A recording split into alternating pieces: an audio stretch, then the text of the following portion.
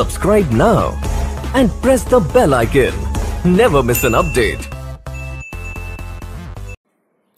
Hello everyone, स्वागत है आपका मेरे YouTube चैनल कॉमर्स वाले में। और आज मैं यहाँ आपसे डिस्कस करने वाला हूँ presumptive taxation scheme section 44A-DA। यहाँ पे हम सेक्शन 44A-DA फुल डिस्कशन करने वाले हैं कि 44A-DA क्या होता है, किसके लिए एप्लीकेबल है, किसके लिए एप्लीकेबल नहीं है, कौन अडॉप्ट कर सकता है, कौन अडॉप्ट नहीं कर सकता है। ये सारा डिस्कशन हम यहाँ पे करने वाले हैं।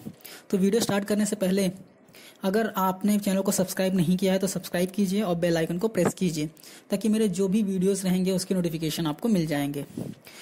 और आपको बता दूं, मैंने सेक्शन 44A-D के लिए वीडियो ऑलरेडी अपलोड कर दिया है और अगर आपने नहीं देखा तो जाकर देखिए, उसका लिंक मैं आपको डिस्क्रिप्शन में दे दूंगा। तो जैसा कि आप स्क्रीन पर देख सकते हैं, presumptive taxation scheme section 44A-DA ये हमको यहाँ पे डिस्कस करना है। तो आइए डिस्कस करते हैं। पहला पॉइंट है, for home the presumptive taxation scheme of 44A-DA is designed. तो बेसिकली ये किसके लिए डिजाइन किया गया है? तो ये डिजाइन किया गया है स्मॉल टैक्स पेयर्स के लिए, फॉर इन जो कि स्पेसिफाइड प्रोफेशन में है उनके लिए डिजाइन किया गया है। तो ये कौन अडॉप्ट कर सकता है? ये स्कीम अडॉप्ट कर सकता है individual, HUF, partnership firm. Partnership में फर्म में आपको ध्यान देना है कि लिमिटेड लायबिलिटी पार्टनरशिप एलिजिबल नहीं है। फिर हम देखते हैं कौन कौन से पर्सन्स, कौन कौन से प्रोफेशनल हैं जो एलिजिबल हैं। तो a person resident in India, that means वो रेसिडेंट होना चाहिए, engaged in the following profession can take advantage of presumptive taxation scheme of section 44A-DA। तो कौन कौन से प्रोफेशनल्स हैं जो ये स्कीम ले सकते हैं? तो पहला है लीगल प्रोफेशन, मेडिकल, इंजीनियरिंग और architectural profession, accountancy, technical consultancy, interior decoration या any other profession as notified by CBDT। Next है manner of computation of taxable income in case of a person adopting the presumptive taxation scheme of section 44A-DA। अगर एक person section 44A-DA adopt करता है तो उसका computation कैसे करेगा वो आपके टैक्सेबल इनकम का? तो यहाँ पे दिया गया है 50% of the gross receipt of the profession.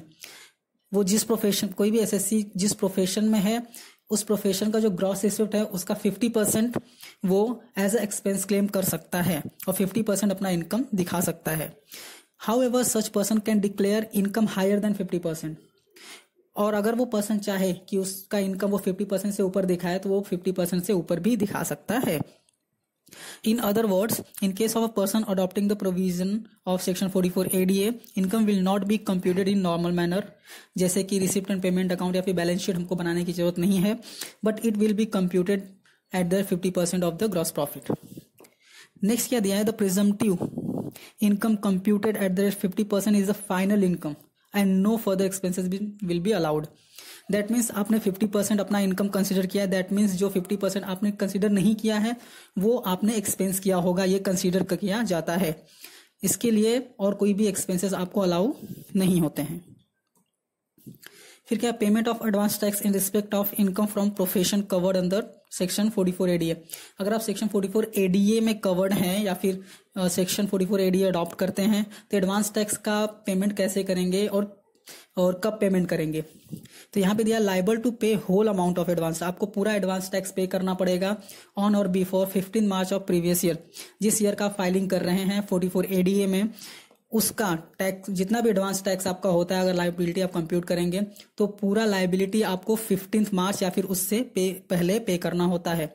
But अगर आप फेल हुए पे करने में 15 मार्च से पहले तो आप लायबल हो जाएंगे इंटरेस्ट पेमेंट करने के लिए as per section 234C। Next ये बहुत ही इंपॉर्टेंट है, professional mention under section 44AA। आपको बता दूं सेक्शन 44AA में प्रोफेशनल्स के डेफिनेशन दिए हुए हैं, कौन कौन प्रोफेशनल हो सकते हैं। Of the income tax act 1961 whose total gross receipt are less than rupees 50 lakh in a year are eligible beneficiaries। That means अगर आप 44A-DA अडॉप्ट कर रहे हैं तो आपकी जो ग्रॉस रिसिप्ट है वो लेस देन 50 लाख होनी चाहिए। अगर मोर देन 50 लाख है तो आप 44A-DA अडॉप्ट नहीं कर सकते।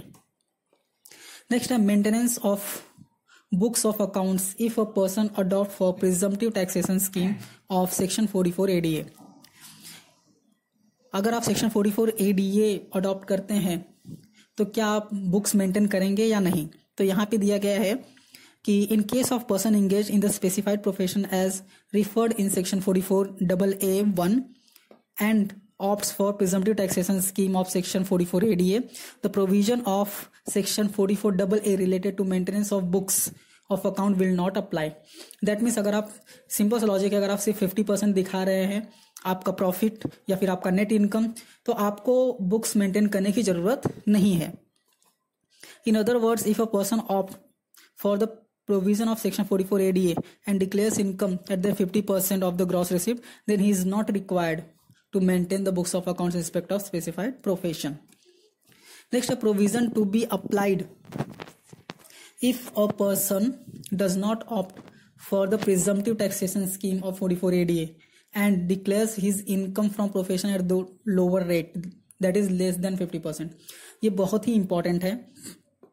देखते हैं ऐसा क्या प्रोविजन होगा अगर कोई पर्सन 44 ADA अडॉप्ट नहीं करता है और डिक्लेयर करता है अपना income from profession lower than the rate, that means 50% से लोअर दिखाता है, तो क्या होगा। यहाँ पे दिया a person can declare income at lower rate, that is 50% से कम दिखा सकता है। However if he does so, अगर सामने वाला बंदा ये करता है, then and his income exceeds the maximum amount which is not chargeable to tax, then he is required to maintain the books of accounts as per the provision of section 44AA and has to get his account audited as per section 44AB.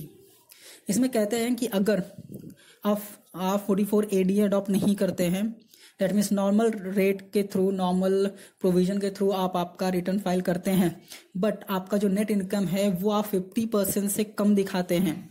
पहला point, 50% से कम दिखाते हैं and आपका जो net income आ रहा है वो chargeable to tax नहीं है, तो आपको आपका जो बुक्स ऑफ अकाउंट्स है वो मेंटेन भी करना पड़ेगा और आपके बुक्स ऑफ अकाउंट को ऑडिट भी कराना पड़ सकता है।